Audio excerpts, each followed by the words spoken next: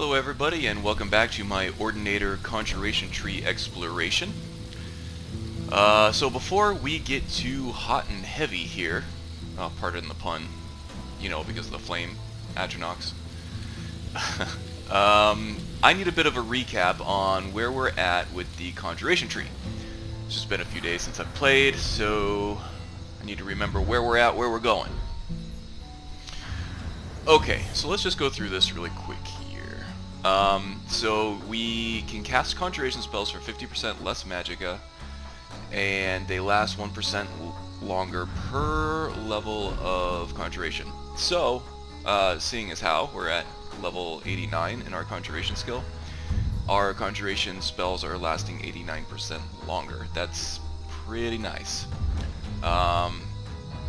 It's more of a convenience thing and a magicka conservation thing. You just don't have to cast the spells as often. And then moving on up the left branch here, we're able to summon things 5 times farther away, which is very helpful when trying to scout an area. When a friendly conjured Daedra within 15 feet is below full health. Okay, so this is the perk where it will absorb health from us, but instead of actually draining our own health, it just stops health regeneration, which is okay. That's a good trade-off, because as long as our conjured constructs are absorbing the damage for us, they're tanking on the front lines, we don't have to worry about it too much. They regenerate 10 points per second, increased by 4% of its maximum health when out of combat, so they will regenerate health faster out of combat the more powerful they are, the more health they have. And then we have the Atromancy perk, which keeps summoned Daedra and other undead minions, so anything that we summon and not reanimate will kick around for 3 times longer. Unless it's at night, then they'll kick around for 5 times longer. And that's kind of the driving force behind making Connor nocturnal, which may also lead us to take vampirism as well, and explore some synergies there. I am running Sacrosanct, so we'll see what kind of stuff we can get between that and the Conjuration skill tree and whatever else we decide to take on that has synergies with Conjuration here. Next on the docket here is Edge of Oblivion. Now this is a really interesting perk, and I think this is becoming one of my favorite ones just because it's so balanced.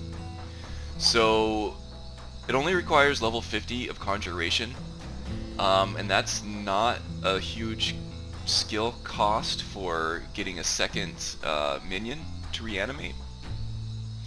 Not only does it do that, but then they also last half as long, well, 50% longer, so half again longer.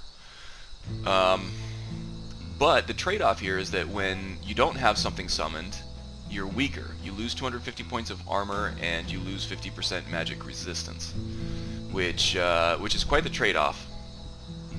Especially seeing as how the way that this character concept is shaping up anyway, is very squishy, at least at this point. So what else here? Alright, Pact Magic. This is also one of my favorite ones just because it sort of explicitly points out a synergy with the Destruction skill. So, oh boy, I don't know what that notification was all about. Alright, I'll have to check to make sure I got all my stuff shut down as far as notifications go. Anyway, let's move on for now. Destruction spells and effects are 10% more effective for each friendly conjured Daedra within 30 feet. So if we have 2 conjured constructs kicking around and putzing around with us, that is 20% more damage through destruction magic, which is actually quite a bit. And we saw that earlier, I think in, it was in Brittleshin Pass where we found Zora. Our Frostbite spell was doing a ton of damage against undead even, who are supposed to be resistant to frost magic. So that's really good. This is also the driving I'm sorry, this has also been the driving force between, or from, for, excuse me, for taking on more of a spell sword archetype once we have a bound sword up. So once we have our conjured minions ready to go, and we summon our bound blade, we usually switch to a destruction spell in our left hand, and we get a ton of damage, ranged wise there. And there's also synergy there because of this next perk here, Maelstrom. While you charge or concentrate on a spell, friendly conjured Daedra within 30 feet gain 30% extra attack damage. 30%, that's huge. So if we're using a concentration destruction spell like, like the Frostbite that we had, or Flames, or I don't know what the electric one is called, Lightning or something like that. Sparks, I think. If we're holding that on an enemy, not only are they taking 20% more damage from the spells that we're casting at them, but they're also taking 30% more damage from our minions, which is amazing. Again, this says friendly conjured Daedra though, so this may only apply to Atronachs and Dremora. I'm not really sure that it will apply to the ghosts like the Sabercat Totem and the Avenging Wraith. There might be some more in there too, but I haven't explored that far in far along in what is it, the Apocalypse spell package, to see what other summons we can get through this, which we will do in this series as well. So next we have Elemental Potency. Atronach conjurations now call potent Atronachs that are higher level and more powerful. So this just strengthens our Atronachs. I don't think it affects anything other than Atronachs though. So this sort of leads to more effective Atronachs at higher levels later on in the game, which is great because as far as utility and elemental damage and tankiness and things like that, Atronachs are really good. And then finally on this branch we have Unleash Hell. So conjured Daedra within 75 feet gain additional spells on a 30-second cooldown. Flame Atronach gets Fire Explosion. Frost Atronach gets Reduced Armor Magic Resistance Curse. Okay, so every time a Frost Atronach, I'm guessing hits somebody. Oh no, this is a completely separate ability from the language of the perk here. So Frost Atronach, I don't know if this is passive or this is an active skill that it has, or an active ability that it has, but it has the ability to reduce armor and magic resistance of our enemies. Storm Atronachs have something called a magnetic knockdown, which is probably just crowd control, which is great anytime we can knock down enemies and take them out of the fight for even a few seconds to allow us to focus on other enemies. That's a great thing. And finally, the Dremora that we summon will get increased attack damage and movement speed, and I can see them being just a terror on the battlefield later on for those high-level skills. And I do believe that the Apocalypse spell package adds all kinds of new Dremora summons that you can call and fight for you, and they're very interesting, and they serve a bunch of different utilities as well. Okay, so now in the Bound Weapons branch over here, our Bound Weapons spells now summon Mystic Weapons which deal more damage, so they're just stronger versions of the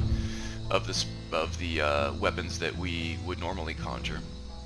Also, they automatically cast Soul Trap on targets for 5 seconds, so this is great for filling soul gems, and this also leads to a synergy with enchantment, or enchanting, which I plan on focusing on a bit later after we kind of fill out our conjuration tree here, which is coming up really soon actually. And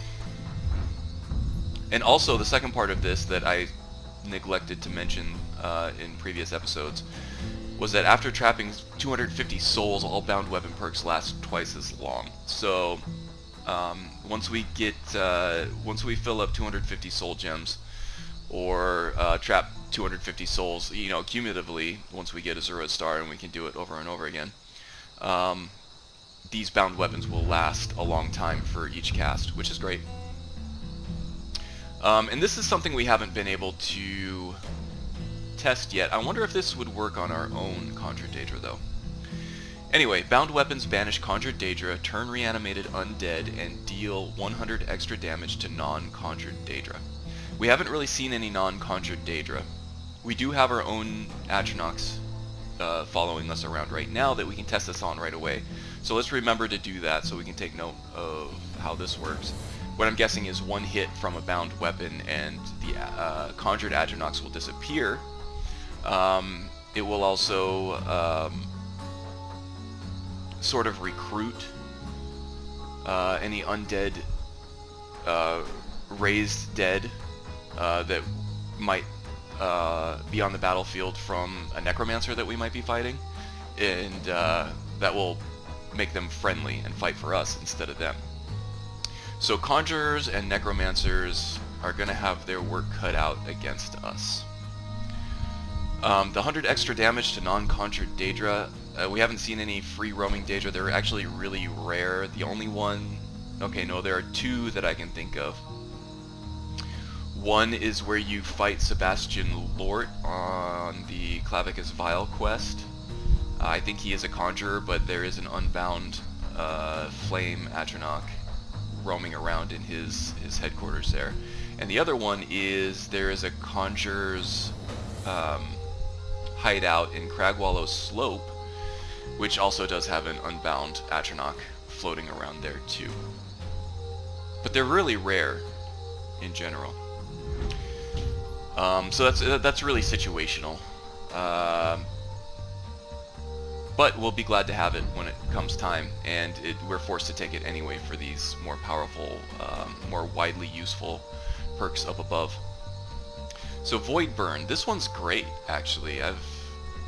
This is pretty powerful. Bound weapons brand victims with unholy energy for 5 seconds, halting magicka and stamina regeneration while draining 15 points per second. When both are depleted, the energy starts devouring their flesh, dealing 15 points of magic per second.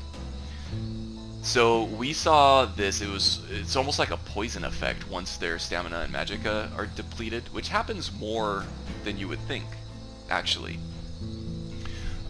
We saw this poison effect on Draugr, I think, at Bleak Falls Barrow, and it was really strong. So it's a poison effect that actually seems to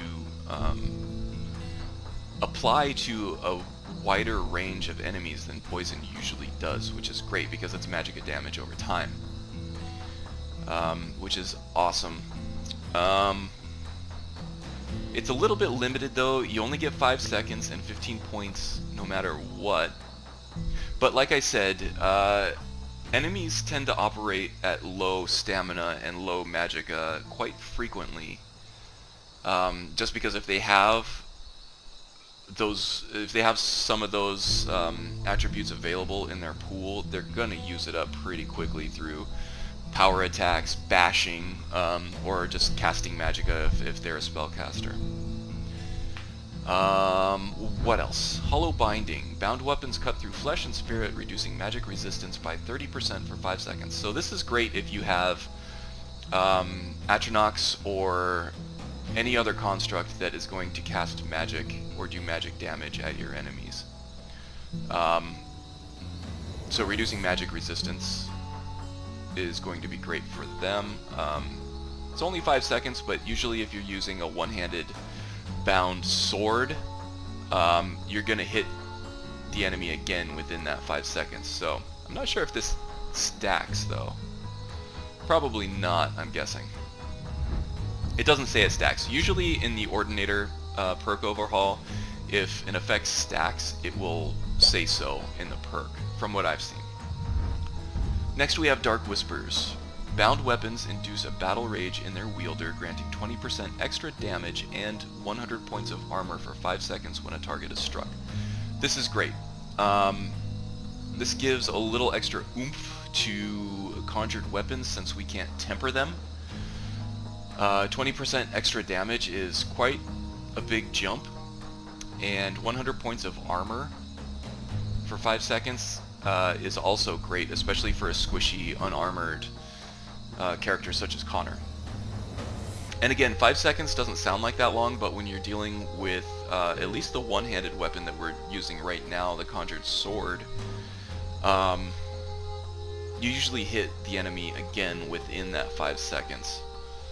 If you're not trying to gain a battlefield advantage and reposition, or just trying to make a retreat of some sort. Okay, so also what I'm seeing here is that we are less than 1 point away from Conjuration skill 90, so I would like to look forward and see what we have coming down the pipe here. This might be helpful. Able to feed raw hominid meat to conjured or reanimated creatures, healing them and increasing their health, magicka, stamina by 200 points for 600 seconds. Okay, this sort of points at a synergy with alchemy. I think the raw hominid meat is something that is added via CACO, and this is one of the patched perks for that mod. CACO, Complete Alchemy and Cooking Overhaul, has a very wide breadth of what it changes and what it adds to the game. And perks are one of those things. So far I haven't seen an issue at all with the patch that it does for Ordinator. Mostly you see changes in the alchemy skill tree, which we're not really focused on at all, because I can't see a summoner type character getting his hands dirty and slicing up human enemies to get their meat, or doing any other kind of things like that. So this perk may not actually be for us. I'm thinking this will have synergy with an alchemy skill tree, but that's not something this character is doing. It would help conjured creatures. I guess we could feed that to them, but we have other ways of healing our conjured creatures that don't involve slicing meat off of our victims and feeding them to our Atronachs. So I'm probably going to skip this. I will probably take this one on our Necromancer playthrough next, but for this one I'm probably going to skip it. Okay, so that was number 90, or I'm sorry, level 90 perk. Brand of the Necromancer is also a necromancy perk that... okay, so we're going to have to go through this whole bound weapon tree for our Necromancer too. Let's remember that. But Covenant of Cold Harbor is one that we can use, and that's coming up next level. Hollow Binding reduces magic resistance by an additional 30% if you control a summoned Daedra or other undead minion. So as long as we have a summon available, and I think Daedra applies to Atronachs as it does in previous perks that we've taken, or really any other non-undead minion. So anything that we have summoned and haven't raised, we'll get an additional 30% on our magic resistance removal, which is great. It still only lasts 5 seconds, but if we have other magic damage that we're doing to this enemy, that's going to help a lot. Especially with the Void Burn perk here that does magic damage over time. Awesome. Okay, so I think we have something over here on the left too that is coming up at 90. Summon Resist. Friendly, conjured Daedra, and other non-undead minions within 75 feet gain 50% magic resistance and 300 points of armor. That will be great for our Atronachs and other things. 300 points of armor is nothing to sneeze at, so that's really going to help durability. And the magic resistance is always welcome, especially considering that fight that we had with the Ascended Necromancer at Brittleshin Pass. That's going to help out a lot. So I'm looking forward to that. I might just go ahead and bank these 2 perks that we have ready to go right now for our level 90 coming up very soon, and I'll take those as soon as we hit 90. Okay, and as far as other stuff right now, we have Destruction, which we can actually take some more perks in. We're okay with that for now. Restoration, same. We haven't actually used this a whole lot, as our Atronachs are doing a good job of absorbing damage for us. And Alteration has been sort of our secondary skill here. And we will definitely be taking this a little bit farther. But we're not going to get into that just yet. Block, just the basic one-handed and block combat skills, which are useful for this character, we can't forget about. Oh yeah, the other thing was enchanting. I'm definitely looking forward to exploring this. I think there's going to be some great synergy here. If we can keep soul gems filled, there's a lot that we can do here, I believe. I'm not going to go too far down this one yet, just because we don't have any perks invested, and I want to sort of concentrate on the Conjuration skill tree first before we start looking into other trees too heavily. But that's definitely on my list. Okay. So now that lecturing and education is over, I think the next thing on our agenda was to take on Silent Moon's Camp. We have a bounty there. We'll go ahead and take that on. And then after that, I think we'll go ahead and grab some more bounties or whatever, just so we have stuff on our map and things that we can go do to gain more levels. But after that, we're going to go ahead and bring Meridia's Beacon back to her shrine up here, and we're going to see what Winter Sun gives us. Because worshipping Daedra is going to be a huge component of this character type, I think. And it will also allow this character type to be very open-ended, because if he is worshipping... Ooh, you see that beam going up there? That is a sky shard. Let's go see if we can find that. If we are worshipping Daedra, the different Daedra actually they represent a wide gamut of different attributes, I suppose. I'm struggling for the word for that. But say you have Meridia, which is what we're going for next. We have Dawnbreaker, which we'll get for that. So we can focus on... Ooh, and we got a perk point there too. Awesome. So we can focus on our one-handed skill a little bit more if we want. Meridia is also a sworn enemy to undead everywhere. So we can focus on our restoration a little bit more there. And depending on what Winter Sun has us do, it could have us do all kinds of different stuff. And then say you go to something like Malakath, which is more of a warrior deity for the orcs.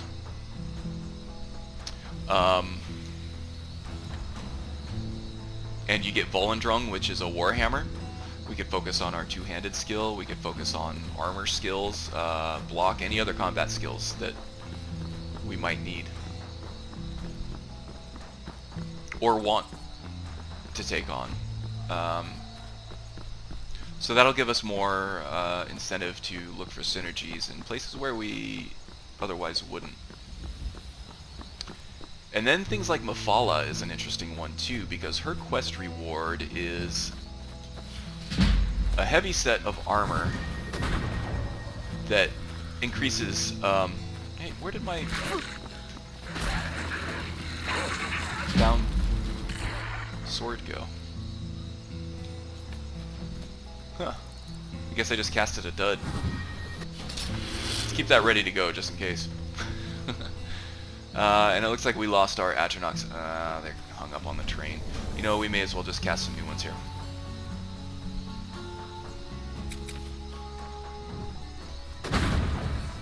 Oh yeah, and we were going to test this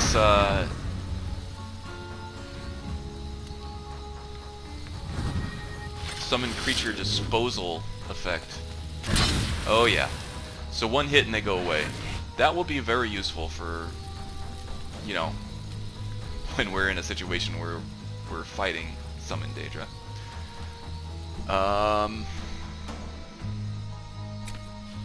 Okay, so we know how that works. We've tested that out. Down Sword and Frostbite.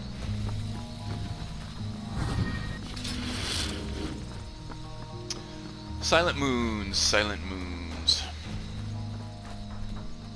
Okay, so we're coming up on Silent Moon's camp. I did want to finish my thought about Mephala though.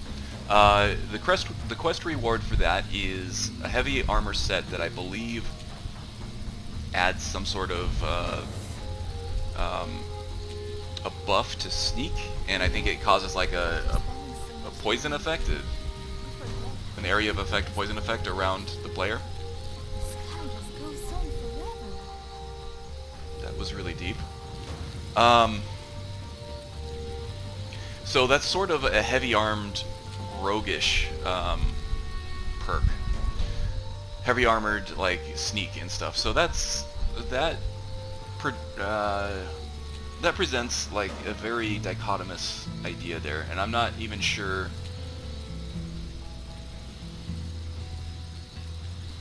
Am I thinking of Mephala, or am I thinking of... No, Mephala is the Ebony Blade, which is also another interesting one. That's a two-handed one, all built around deception. No, I'm thinking of... Oh, it's the one...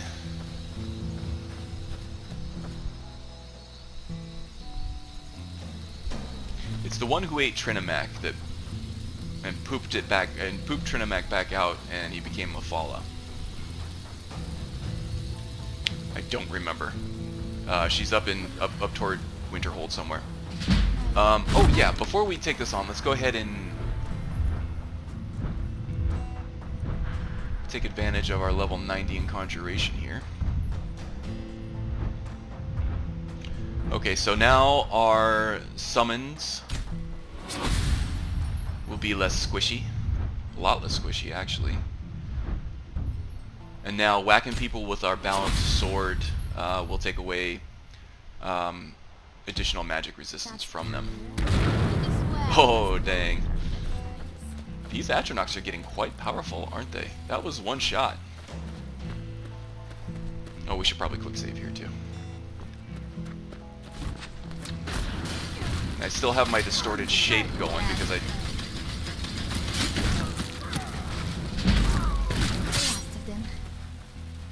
I didn't need to do anything. The Atronachs took care of it, which helped. Helped avoid some of those arrows there. Did you hear something? Someone there? Uh-oh. That was not good. Let's heal up.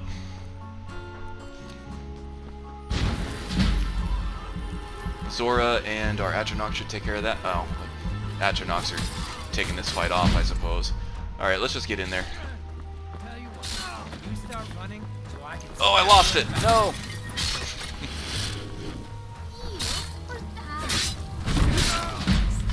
There we go.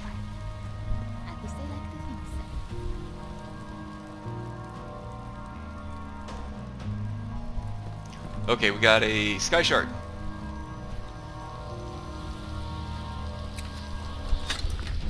And let's go ahead and meditate.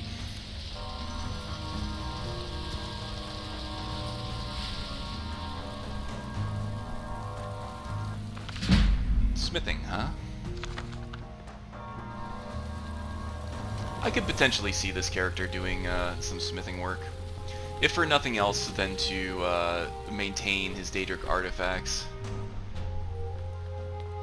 Okay, so I've looted the bandits that I've killed and the chests and stuff that were in there. Now, there is a secret entrance to this place that presents a bit of an easier path through the interior of this dungeon. Let's make sure we have Frostbite ready to go.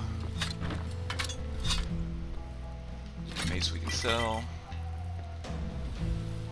Now we need any food. We'll buy any food we need at the inn.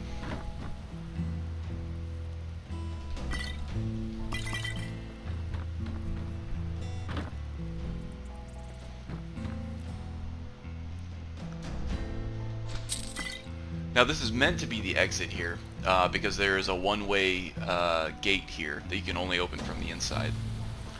But going through here backwards allows you to get the drop on the enemies, because this dungeon's very front-heavy.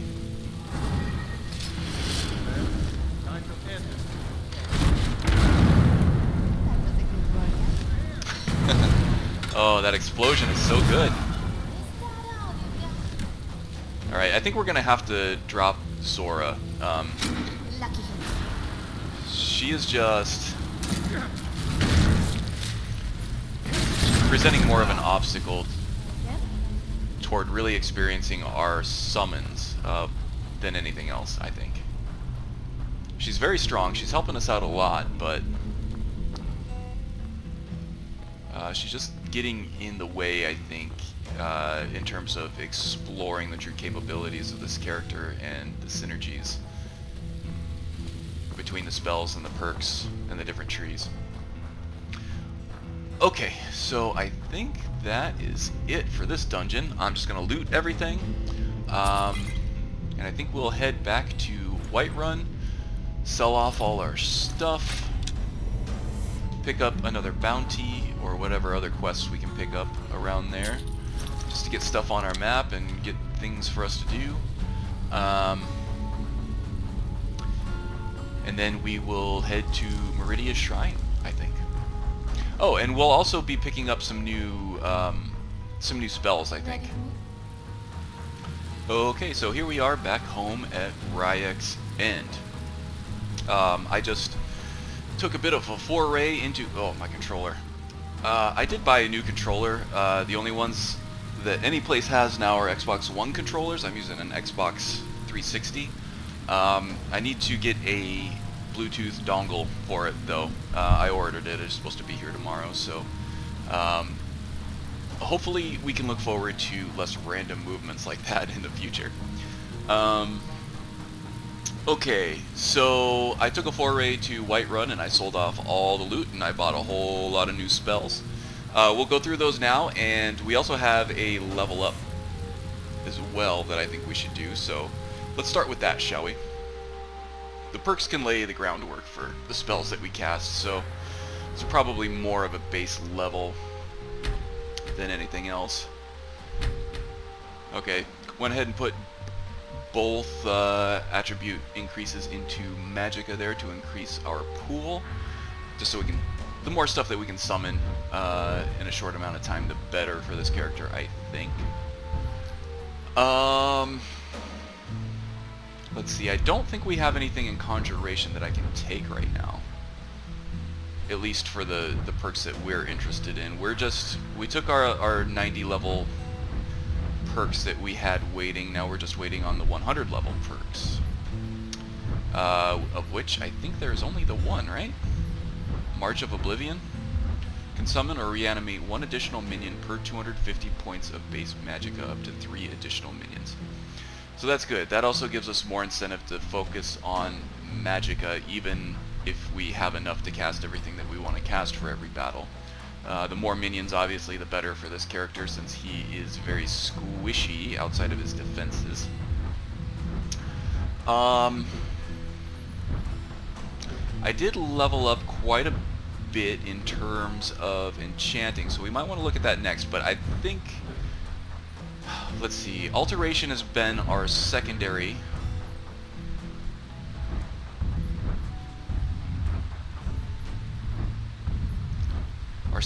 Here, and then Destruction is quickly becoming more and more important. Destruction, though, is going to be very focused from here on out, though. It looks like out of all the perks that I would be interested in, it's these specific elemental perk branches that would be the most useful. Force of Nature is a little too situational for me to be excited about. Although it does encourage you to switch up your element from time to time, which is nice. Adds a little bit more diversity to your gameplay. This is awesome because we do not wear armor, so this perk would be great to take.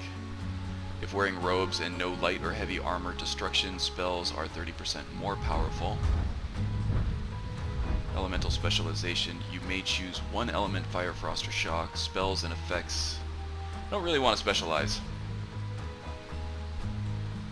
15% more powerful on the element that you specialize in, while all the other ones are 15% weaker. I don't really like that one for this character. Maybe when we explore the destruction tree, we'll do 3 different playthroughs, one for each element to focus on. But until then, I don't think we're going down that road. Robe of the Magi would probably be the next best one to take here.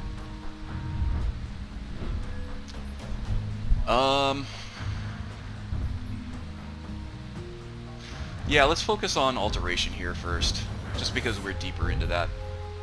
We'll go ahead and have our stuff last longer, which is great. Geomancer, wearing robes and no light or heavy armor, take 30% less damage from attacks while charging or concentrating on a spell. This is good. Because if we're concentrating on a spell, our Atronachs are already getting stronger, so it would be nice to kill 2 birds with 1 stone and also become more resistant to damage. At the same time, we're not going to do Vancian magic. I'm not super interested in Wild Shrines. Spellblade. Whenever you cast a spell with one hand, you deal 20% more attack damage for 4 seconds. This one's great too. This is great for our Spellblade class that we're sort of working with right now. I mean, once we move on to two-handed stuff, either through Daedric artifacts or exploring, I don't know, like a bound battle axe or something like that, this is going to be less useful, but for now it's great. Or we can also take magic resistance, which hasn't been a huge issue yet. I like this one better. This one I like because it reinforces the synergy between destruction, one-handed destruction spells, and the bound weapons. Because when you hit with the bound weapon, it will reduce their magic resistance because of the perks that we've taken in the Conjuration tree. Now, spells that we cast in our offhand will make our bound weapon even stronger. That's a great synergy. I like that a lot. So I think the plan here is going to... let's divide and conquer as much as we can. Keep our pools as small as possible. We'll go depth first on this exploration, so we're going to explore Conjuration the best we can. And then Alteration, we're going to explore that tree for synergies with Conjuration, which we found a few already, which is great. And then we'll move on to Destruction, I think, after that. And then we'll take a look at Enchanting. Enchanting is already at 66. This is leveling up quite quickly, I think. I wish I could get Destruction to to level up as quickly, but we'll just have to use it more. Okay, so there is the level up and the perks taken care of. Now let's go ahead and learn these spells that I bought. Okay, so I got Bound Battle Axe, which is a vanilla... it's a vanilla spell that conjures a battle axe, much like the sword. Now this is quite a big thing. It's still a melee weapon. It's going to do more damage just because it's a stronger weapon, but it is slower. We'll still get all the same perks from the Conjuration tree, such as you know, the more damage,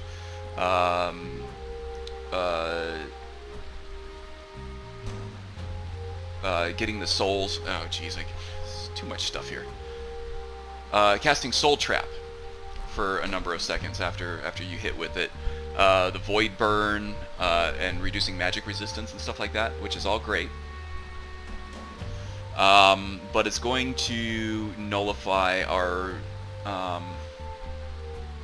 Spell Sword perk and the other synergistic perks back over in the Conjuration tree, which is not great, but it will get us to explore other avenues of synergy, I think.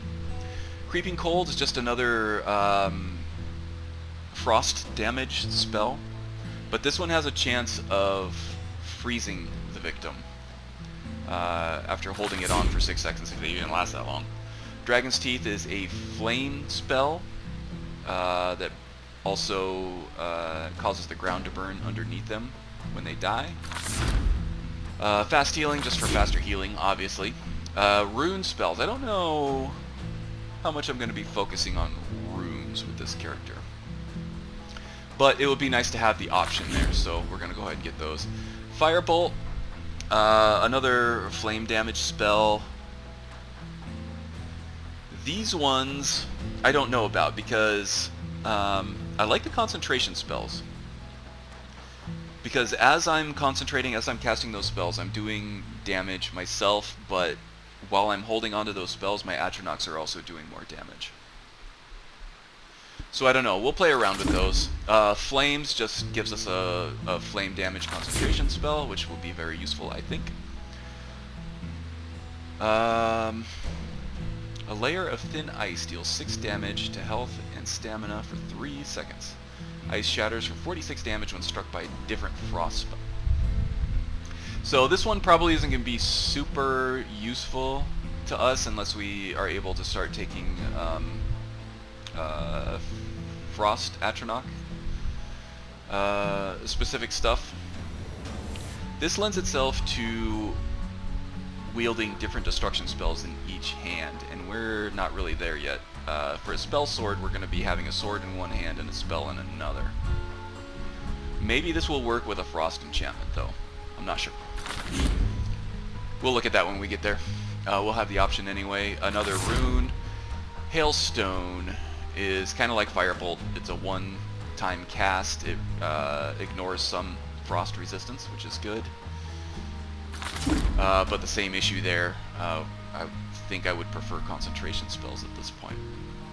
Ice Spike, same story. Inferno. So this one, it equips a different spell when you cast it for 15 seconds. I guess it's a powerful fire spell. I don't see myself using it all that much, but it's there in case we want to play with it. Lightning Bolt is the one-time non-concentration electricity damage. Lightning Rune. Power of the Master. So this one was kind of interesting, I thought. It casts the beneficial self-targeted spell in your left hand on all nearby summoned or reanimated minions. Now I'm trying to think what we could use this for, and we'll just have to explore it. Immediately, what comes to mind are things like flesh spells, which our minions can definitely benefit from, but we already have the perk that adds 300 armor to our minions. I don't know how much more useful this is going to be with the piddly little armor that our flesh spells provide. Healing spells, I suppose, too, but we have other ways of healing our minions as well. We'll just have to keep our eye on self-targeted beneficial spells, I suppose. Yeah. I know there's some stuff in the restoration skill tree that increases skills and things like that. I don't know. We'll just have to keep our eye open and explore. Rift Bolt.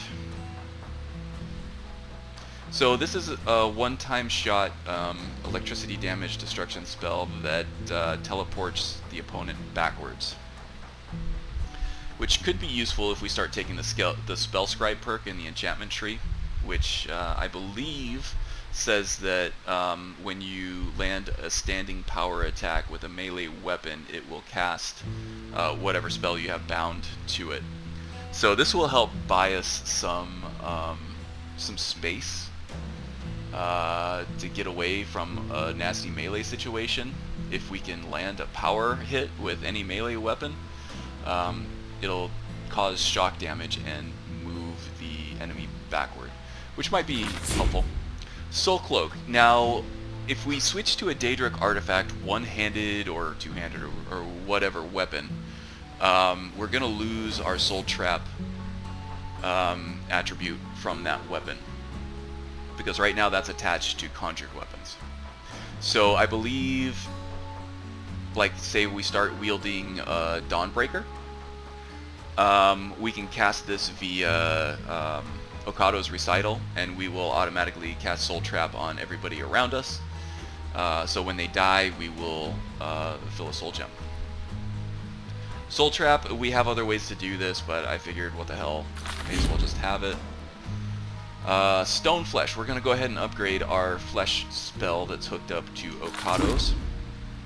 Thundercrack, this is a close range, it looks like area of effect blast, kind of like the Frost Nova that if you watch Couch Warriors stuff, he makes big use of that Frost Nova spell with Shadeling a lot, just to do a large area of effect, big damage around him. So that might be interesting with this. And then Wither, I think we just found this in a dungeon somewhere. I don't really see myself using it that much with this character, but it's there if we want to play with it. Soul Cloak, obviously. We'll hook that up when we need it, but first, let's go ahead and hook up, oh jeez, he's moving again. Stone Flesh instead of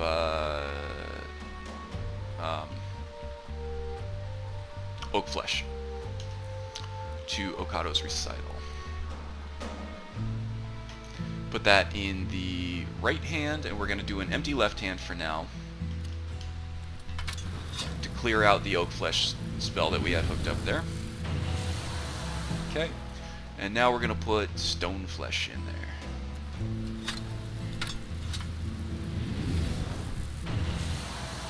There we go. No need to hook up Soul Cloak yet until we get Dawnbreaker, and then we'll probably switch to that for a little bit.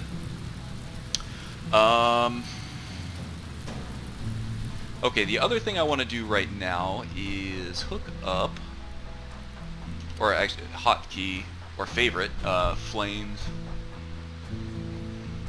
And I think that's it for right now, yeah. I like the concentration spells. We're going to be concentrating on the concentration spells for a little bit. We don't have Spark. Farengard didn't have it for whatever reason, but we'll keep our eye open for it in the different shops and whatever. I know that we could get it at Helgen, but I don't know if it's worth the trip there just for that. What else? I think that's it. So I think I'm going to go ahead and call an end to this episode. This one was probably, after I cut it up and everything and edit the video, it'll probably end up being shorter than normal. But that's because I spent most of my recording time selling off loot and buying spells and things like that. So that's it. I hope you learned something. I know that I did. I've been having a lot of fun exploring the gameplay mechanics of these big mods and spell packages and things like that. So yeah, next time I think we will go ahead and head off to Hafengar so that we can bring the beacon back to the Shrine of Meridia and do that whole thing and see what Wintersun has to say about it and stuff like that. Okay, well that's it for me. Hope to see you next time. Until then, take care.